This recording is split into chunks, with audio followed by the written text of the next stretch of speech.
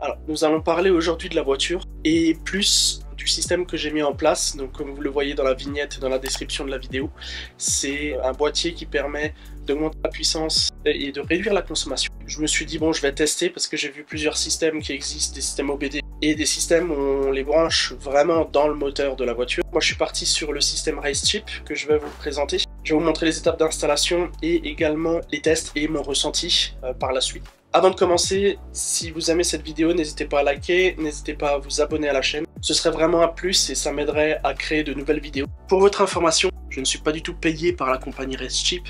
C'est juste mon ressenti et mon utilisation qui m'a fait dire que je voulais faire une vidéo là-dessus et vous en parler parce que ça peut être utile un petit peu à tout le monde. Si jamais vous voulez acquérir ce boîtier, je mets des liens des différents types de boîtiers dans la description. Sachez que ces liens sont des liens affiliés, donc je gagne un petit quelque chose dessus, mais je vous fais également profiter d'une réduction qui peut aller de 5 jusqu'à 40 € sur le plus puissant des boîtiers. Concernant le montage, la première chose à faire, c'est attention de bien lire la notice. Il y a des choses à faire à certaines étapes et ensuite commencer vos étapes de montage. Par exemple, pour installer le boîtier, vous devrez ouvrir le compartiment moteur, éteindre complètement la voiture et la fermer à clé et la laisser 10-15 minutes le temps que toute l'électronique s'éteigne. Si vous ne faites pas ça, vous risquez de, quand vous débranchez les sondes, etc., de créer des arcs le temps que ce ne soit pas éteint et vous risquez d'endommager quelque chose. Donc faites bien attention à ça, c'est bien spécifié dans la notice. Ce que j'ai pas eu dans la boîte, je l'ai eu pour un différent moteur que le mien, et j'ai pas eu les bonnes captures d'images par rapport aux instructions qu'il y avait. C'était des images pour une Volkswagen et pas le même moteur. Du coup, je savais pas trop qu'est-ce qu'il fallait débrancher, rebrancher, etc. Donc j'ai contacté RaceChip, ils m'ont donné les bonnes captures. Donc je vous mets également le lien pour le 1,2 PureTech THP 130 dans la description. Concernant la mise en place, donc les étapes d'installation, ça recoupe un petit peu avec la vidéo que j'ai faite sur le filtre à air. Je refais toutes les étapes que j'ai faites, plus j'enlève également le boîtier du filtre en lui-même et pouvoir brancher derrière ce qu'il faut. En fait, c'est des prises en T, donc vous débranchez ce qu'il y a sur le moteur actuellement, vous branchez sur le nouveau système, le T. Ce T-là, vous le branchez sur le moteur. Du coup, ça va se brancher entre ce qu'il y a actuellement et le moteur. Et le deuxième endroit où le brancher, c'est avant l'arrivée d'air moteur, juste après le refroidissement d'air du turbo, là où vous avez la sonde. Une fois que vous avez tout bien branché, attention, ne mettez pas tout en place tout de suite, laissez comme c'est et faites un premier test moteur. Alors attention de ne pas allumer le moteur jusqu'au bout.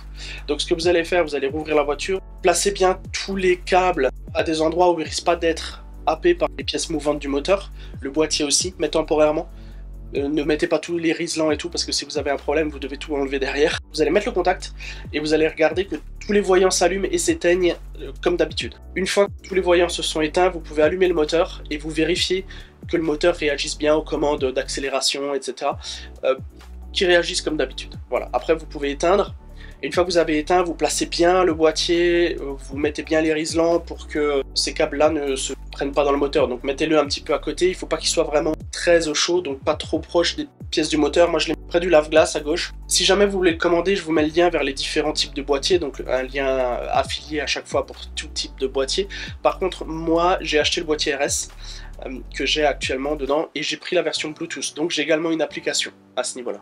Voilà, une fois que vous avez tout bien mis en place, vous remettez le boîtier du filtre à air, etc. Il faut tout bien brancher comme c'était. Après, vous pouvez fermer et vous allez dans la voiture. Et ensuite vient la deuxième étape qui est l'étape de configuration de l'application. Pour la connecter avec votre boîtier et qu'elle reconnaisse votre boîtier, il faut mettre le contact, activer la fonction Bluetooth de votre téléphone et lancer l'application. Pour vous connecter au Bluetooth, il va vous demander un code.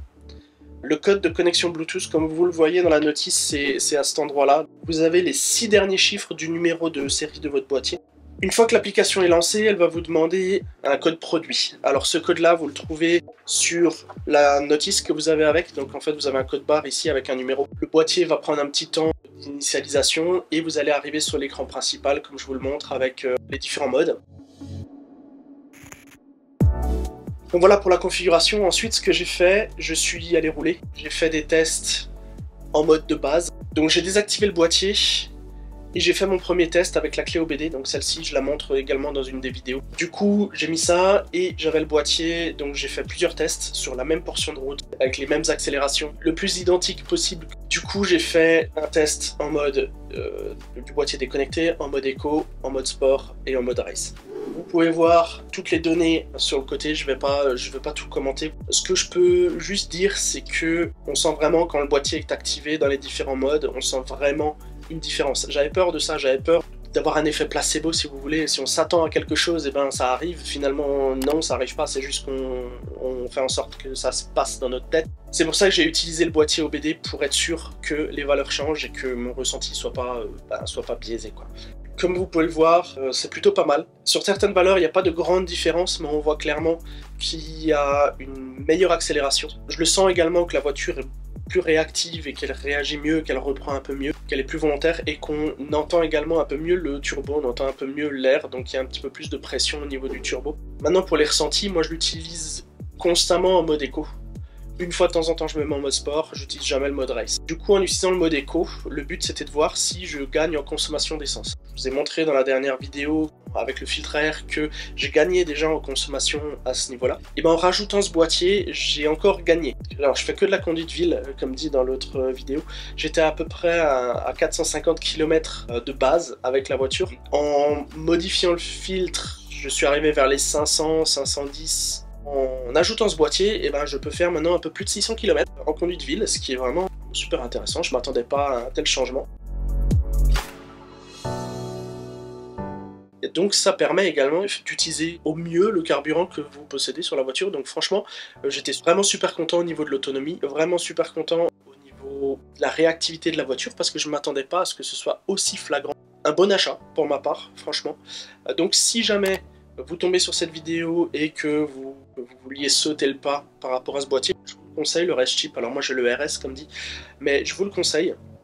Je vous mets tous les liens affiliés dans la description, qui permettent d'avoir des remises. Par exemple sur le RS vous avez 10 € de remise en utilisant mon lien. Par contre si vous montez en gamme vous avez plus de remises, etc. Donc vous le verrez quand vous cliquez sur les liens.